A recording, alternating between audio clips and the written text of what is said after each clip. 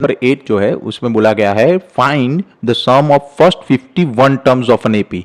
कोई एक एपी आपको बोली गई है, दी जाएगी, ठीक है। तो उसके लिए आपको क्या करना है, उसके फर्स्ट 51 टर्म्स का आपको सम फाइंड करना है, यानी कि S51 की वैल्यू। तो S51 की वैल्यू फाइंड करनी है तो एन भी क्या हो जाएगा, 51 हो जाएगा। और जो एपी है उसका क्या दिया गया है, whose second and the third terms are 14 and 18 respectively. यानी कि एपी के लिए आपको उसकी सेकंड टर्म यानी कि A2 और A3 की वैल्यू दी गई है रिस्पेक्टिवली, कितनी है, 14 एंड 18। तो A2 और A3 हो जाएगा 14 एंड 18। तो यहाँ पे आपको सिंपली क्या करना है कि S51 की वैल्यू फाइंड करनी है।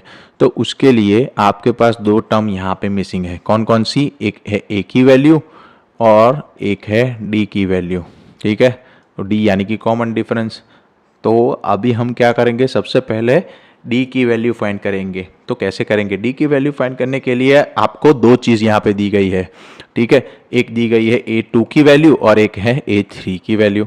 तो an इक्वल्स टू क्या करेंगे हम, a plus n minus 1 into d.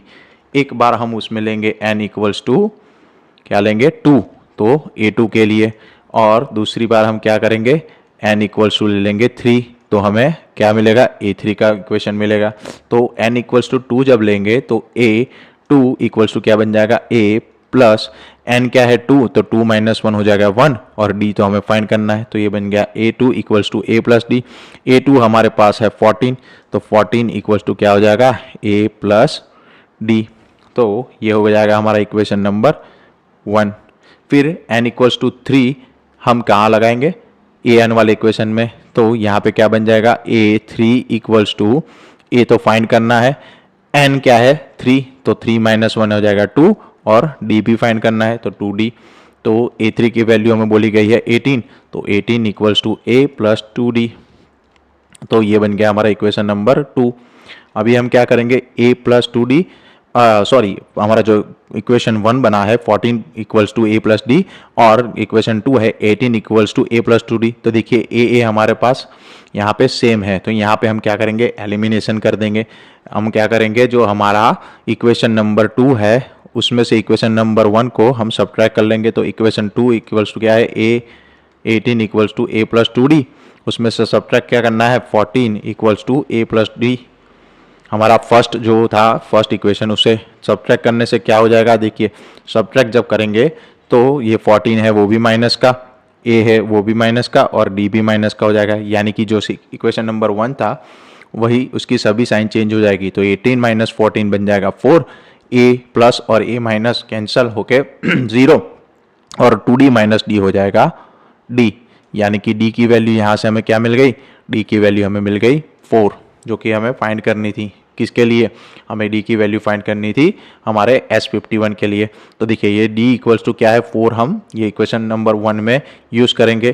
तो a प्लस डी क्या है 4 इक्वल्स टू 14, तो a की वैल्यू क्या मिल जाएगी, 14 माइनस 4 यानी कि 10। तो a और d की वैल्यू हमें मिल गई है, वो a और d की वैल्यू का हम क्या करेंगे, यूज करेंगे और फाइंड करेंगे S51 की वैल्यू। तो इसे हम नेक्स्ट पेज पे देखेंगे।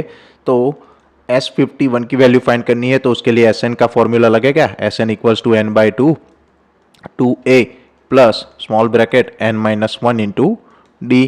तो यहाँ पे n क्या हो जाएगा, S51 फाइंड करना है तो n हो जाएगा 51।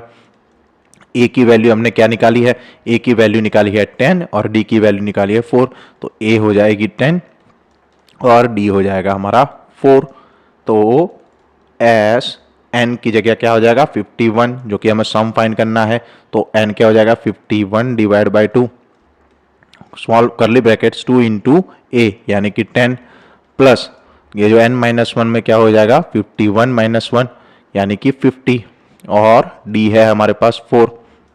ये सारी वैल्यू हमने यहाँ पे रख ली। तो 51 divide by 2 as it is रखेंगे, क्योंकि वो कैंसिल नहीं होगा, एग्जैक्टली डिवाइड नहीं होगा 51। तो करली ब्रैकेट्स में 2 10 जा 20 और 54 जा क्या हो जाएगा 200। तो करली ब्रैकेट सॉल्व करने पर हमें क्या मिलेगा 51 डिवाइड बाई 2, और ये जो 20 प्लस 200 ओके 220, तो 220 डिवाइड बाई 2 क्या हो जाएगा 110। अभी 51 इंटू क्या करना है आपको 110 करना है, तो 51 मल्टीप्लाई बाय 110। सबसे पहले क्या करोगे 51 को 100 से डिवाइड करो, तो ये बन गया 5100 प्लस 51 को 10 से डिवाइड करो तो 510। अभी ये दोनों को ऐड कर लो तो 0 1 6 और ये हो जाएगा 5। तो आपकी जो S51 की वैल्यू क्या हो जाएगी S51 5610, जो कि हो जाएगा आपका आंसर। आपको फाइंड 51 टर्म्स का सम फाइंड करने को बोला था। तो ये हो गया आपका क्वेश्चन नंबर 8 कंप्लीट यहाँ पे। अभी हम देखेंगे नेक्स्ट क्वेश्चन नंबर 9। तो वो क्वेश्चन नंबर 9 है, तो उसमें हमें बोला गया है कि if the sum of first 7 terms of an AP is 49। ठीक है, तो आपका जो फर्स्ट 7 टर्म्स है उसका आपको सम दिया गया है। कितना दिया गया है 7 टर्म्स का सम S7 इक्वल्स टू 49। और दूसरी चीज क्या बोली गई है and that of 17 terms is 289, यानी कि सम ऑफ फर्स्ट 17 टर्म्स बोली गई है 289। तो आपको फाइंड करना है sum of the first n terms यानी कि Sn की वैल्यू। तो सिंपली आपको यहाँ पे दो चीज़ दी गई है S7 की वैल्यू और S17 की वैल्यू। तो ये दोनों वैल्यू हम कौन से Sn वाले इक्वेशन में लगाएंगे n/2 2a plus n-1 into d. तो यहाँ पे सबसे पहले क्या करेंगे S7 के लिए n इक्वल्स टू 7 और दूसरी बार n इक्वल्स टू क्या ले लेंगे 17।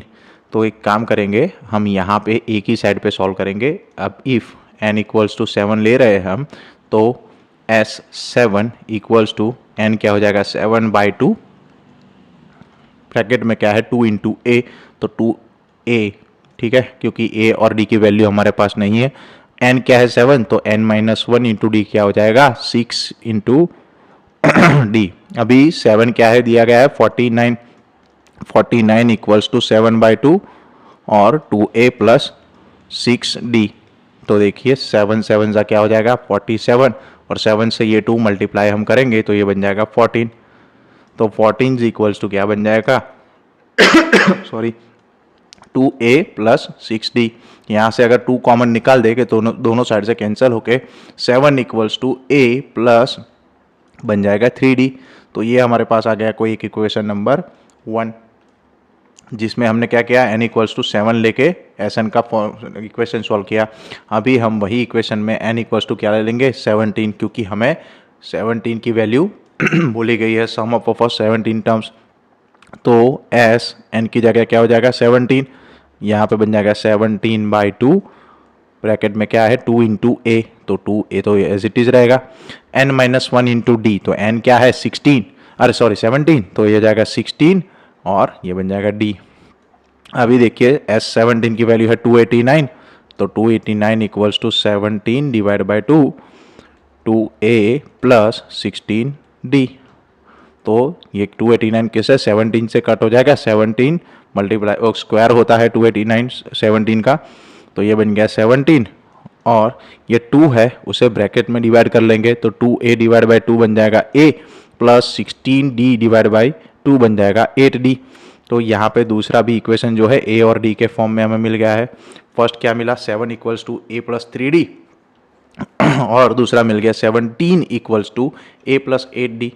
तो हम क्या करेंगे, हम हमारा जो a हमारा कॉमन है दोनों में से, तो हमारा सेकंड इक्वेशन में से हम फर्स्ट इक्वेशन को सब्ट्रैक्ट कर लेंगे। तो हमारे पास सेकंड इक्वेशन है 17 equals to a plus 8d। उसमें से सब्ट्रैक्ट क्या करना है, जो फर्स्ट इक्वेशन था equation number 1 7 equals to a plus क्या था 3d। ठीक है, तो a प्लस 3d को सब्ट्रैक्ट कर लेंगे। तो अगर मैं इसे सब्ट्रैक्ट करूँगा तो मुझे यहाँ पे क्या मिलेगा, तो देखिए माइनस साइन चेंज हो जाएगी सेकंड इक्वेशन की, माइनस और ये हो जाएगा माइनस, तो 17 माइनस 7 हो जाएगा 10 equals to minus a plus a cancel और 8 माइनस 3 5d। तो यहाँ से d की वैल्यू क्या मिल गई 10/5 यानी कि d की वैल्यू मिल जाएगी मुझे d इक्वल्स टू 2। ठीक है, फिर हमें फाइंड करने का क्या बोला था Sn। तो Sn के लिए दूसरी एक चीज़ चाहिए, क्या चाहिए a की वैल्यू। तो a की वैल्यू कैसे फाइंड करोगे, तो ये जो d मिला है उसे हम क्या करेंगे 7 equals to A plus 3d में हम यहाँ पे d इक्वल्स टू क्या ले लेंगे, 2 ले लेंगे, ठीक है। तो क्या हो जाएगा 7 equals to a plus 3d यानी कि 3 2 ज़ा 6। तो a की वैल्यू क्या मिल जाएगी, 7 माइनस 6 यानी कि 1। तो Sn फाइंड करने के लिए जो a और d की वैल्यू चाहिए थी यहाँ पे हमें मिल गई है, ठीक है। तो Sn इक्वल्स टू क्या था, n/2। तो n तो एज इट इज़ रहेगा क्योंकि n के फॉर्म में हमें Sn की वैल्यू फाइंड करनी है। तो Sn इक्वल्स टू क्या रहेगा, n/2, ब्रैकेट में क्या है 2 इंटू a क्या है हमारे पास 1, तो 2 1 ज़ा 1, 2 ही रहेगा, प्लस n माइनस 1 तो फाइंड करना है, और n तो फाइंड करना है तो n माइनस 1 ऐसे ही रहेगा, और d क्या है हमारे पास 2। तो चलो अभी क्या करेंगे, हम सिर्फ करली ब्रैकेट सॉल्व करेंगे। तो करली ब्रैकेट 2 प्लस ये 2 इंटू एन माइनस 1 क्या हो जाएगा, 2n माइनस 2। तो यहाँ पे ब्रैकेट में देखिए प्लस का 2 माइनस का 2 कैंसिल हो जाएगा, अभी बचेगा क्या, n/2 मल्टीप्लाई बाई 2n। तो 2 भी यहाँ पे कैंसिल हो जाएगा और बचेगा n इंटू एन जो कि हो जाएगा n², जो कि आपको पूछा गया कि sum of first n term find करना है। तो sum of first n term जो हो जाएगा वो हो जाएगा आपका n²।